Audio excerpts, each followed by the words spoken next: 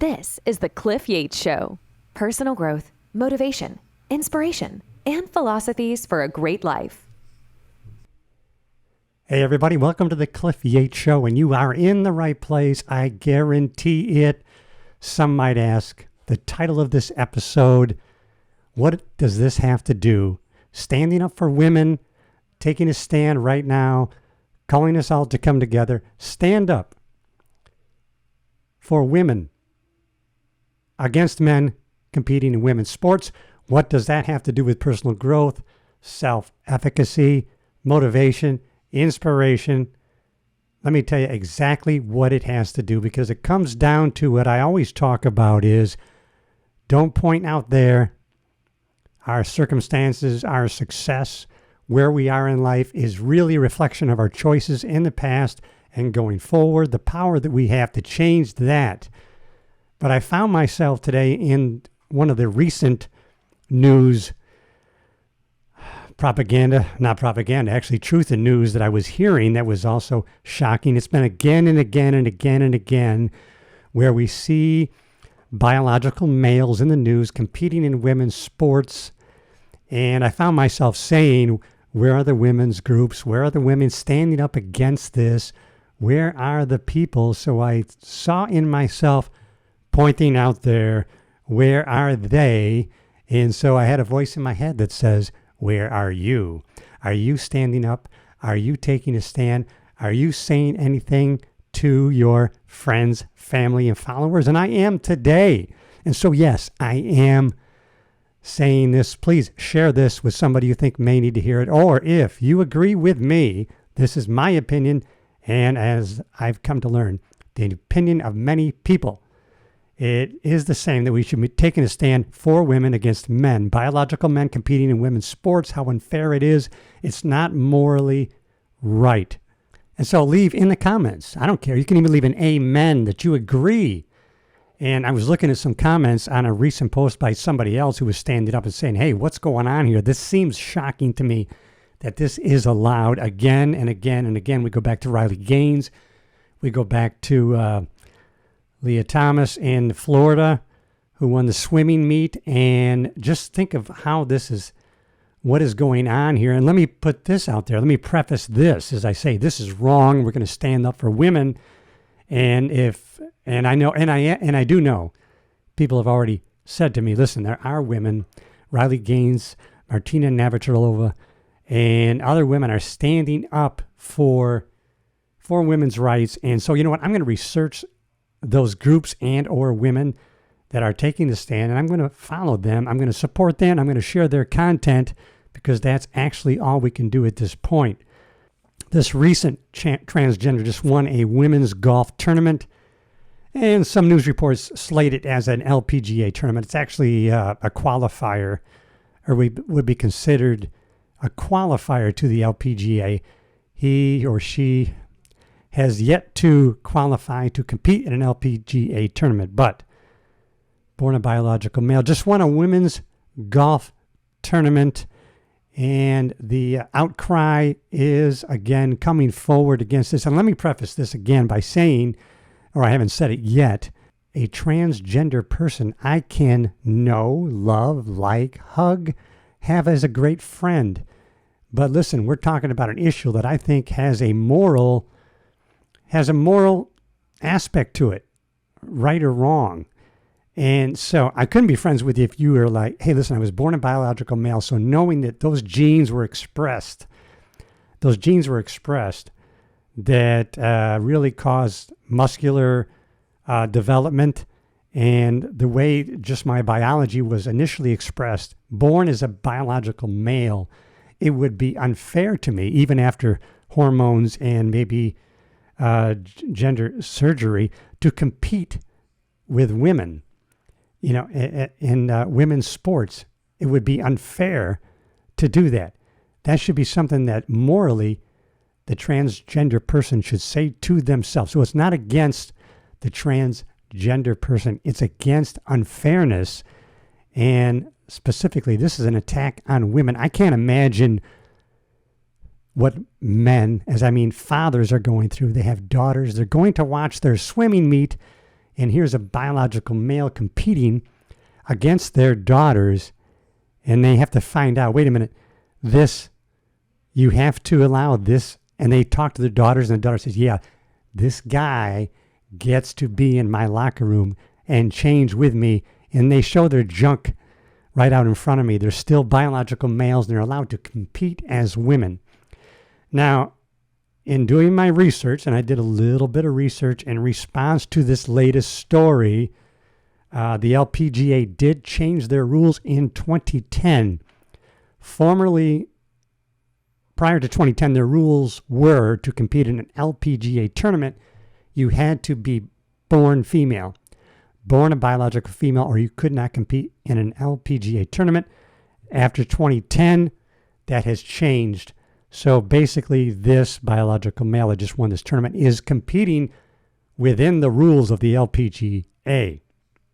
Now, they have certain rules that you have to have had the surgery, you taking hormones for a certain amount of time. I believe it's a year, and you have to commit to being the female gender for the past 4 years. There's criteria that they've set out, but still that doesn't, it's still, in my eyes, is wrong.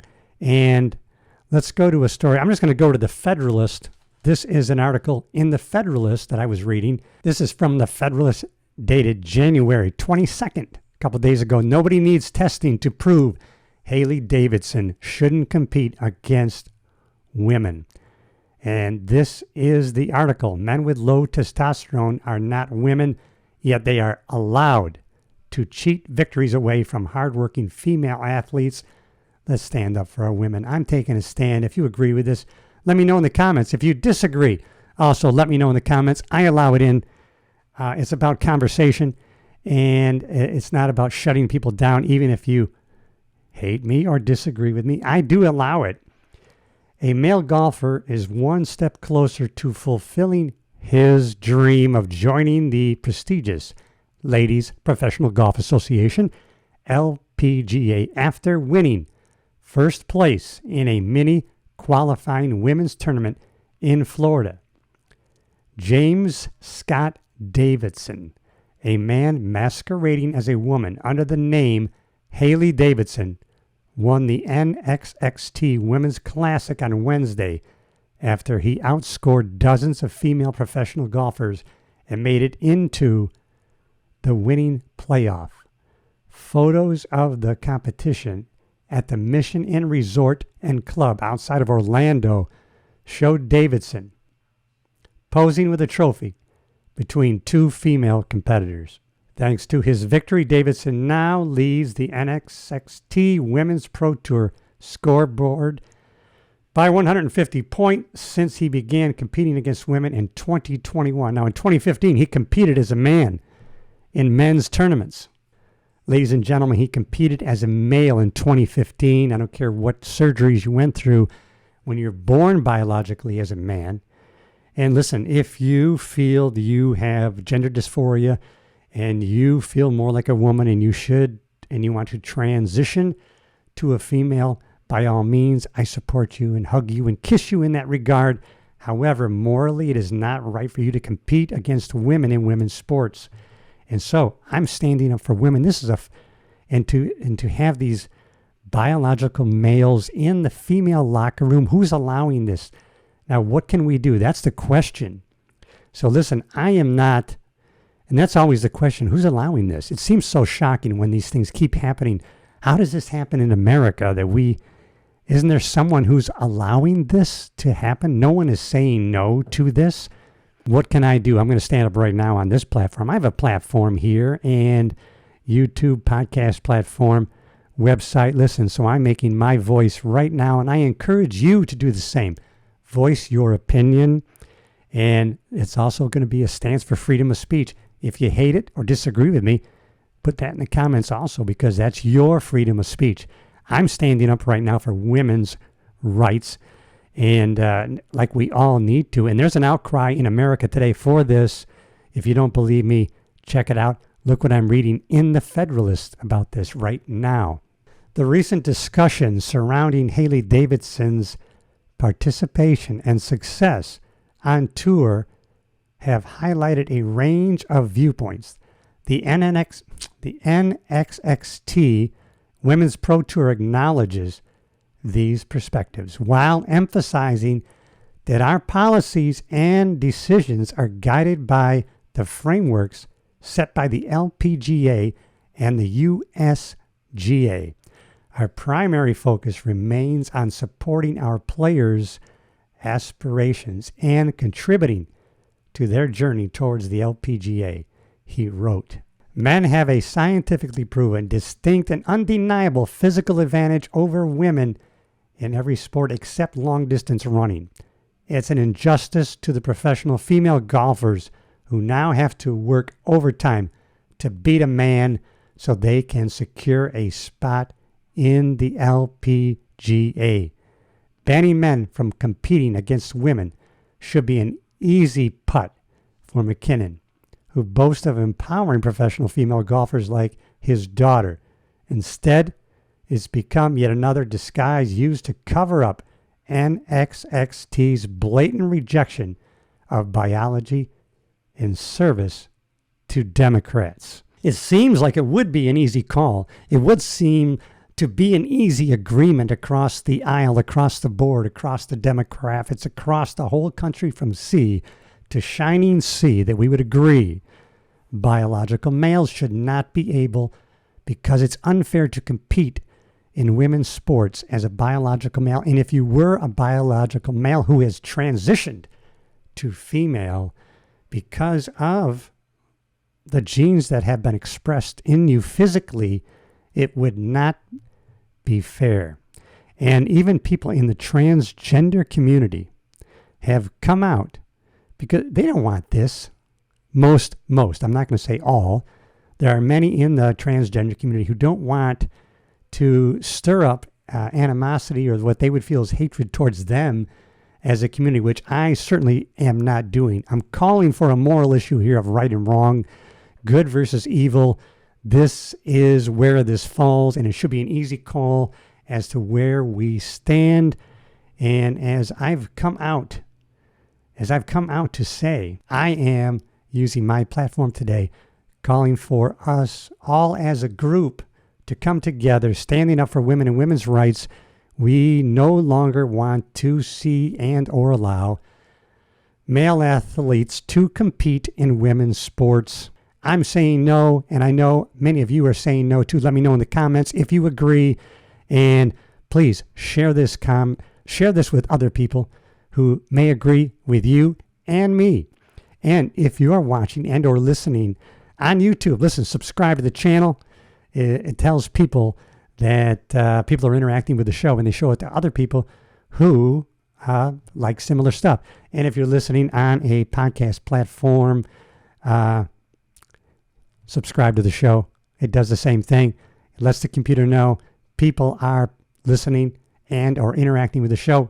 Listening on Apple iTunes, please, hey, subscribe, leave a comment, give me a thumbs up. That's like giving me an amen, and we need that. That is the episode today. That is it, the title. You saw it. We're standing up for women in women's sports. We're standing up for women in general. Men are standing up. Women are starting to stand up. The outcry is getting bigger and bigger.